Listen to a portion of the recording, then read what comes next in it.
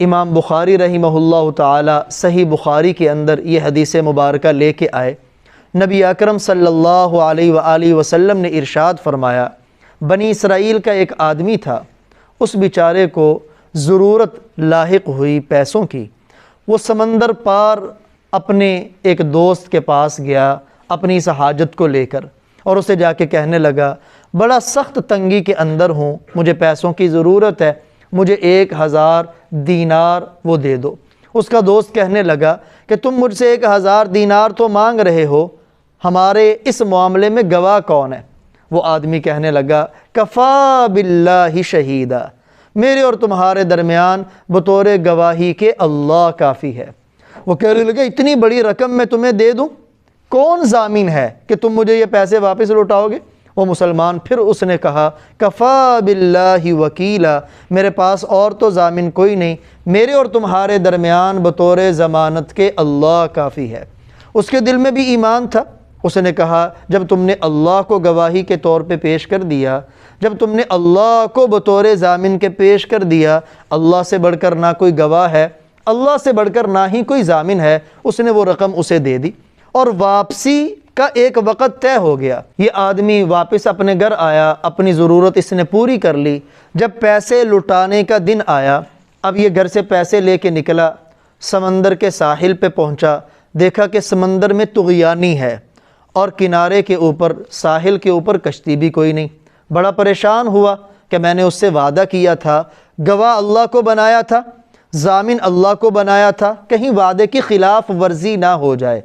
اب اس نے کیا کیا، قریب درخت تھا، درخت کا ایک چھوٹا سا تنا لیا، اس کے اندر سوراخ کیا، سوراخ میں ان پیسوں کو رکھا، ساتھ ایک خط لکھ کے بھی رکھ دیا جس کے اندر یہ درج تھا کہ میں خود لٹانے کے لیے آنا چاہتا تھا، لیکن سمندر میں طغیانی تھی، ساحل پہ کوئی کشتی نہیں تھی، اس لیے چونکہ گواہ اللہ ہے، ضامن اللہ ہے، تو اللہ کے حوالے کر کے اس لکڑی میں ڈال کر اس نے پانی میں ڈال دیا، اور اللہ سے دعا کی، یا اللہ، آپ کو گواہ بنایا تھا، آپ کو ضامن بنایا تھا، میری یہ امانت اس آدمی تک پہنچا دے۔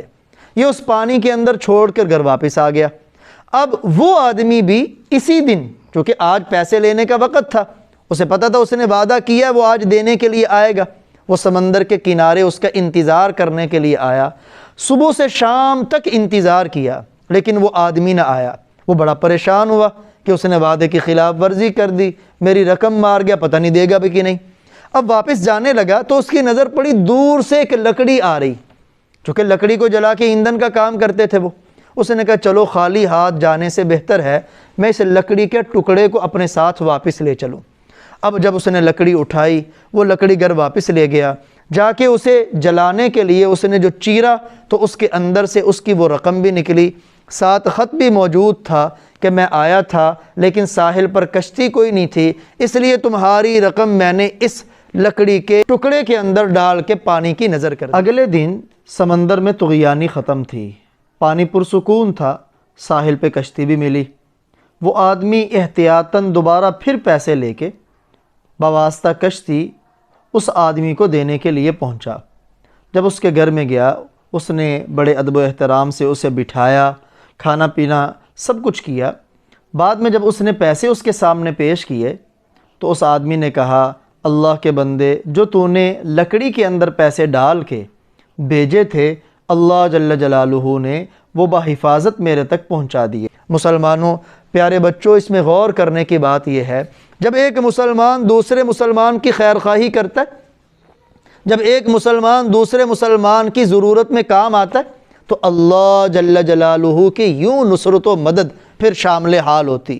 اور ہمارے ہاں کیا ہوتا ہے، کوئی قرض مانگنے کے لیے آ جائے تو قرض دینے والا سود کے چکر میں پڑ جاتا ہے، لالچی ہو جاتا ہے، اپنی رالے ٹپکانے لگ جاتا ہے، قرض تمہیں دوں گا، بتا زیادہ مجھے کیا دے گا۔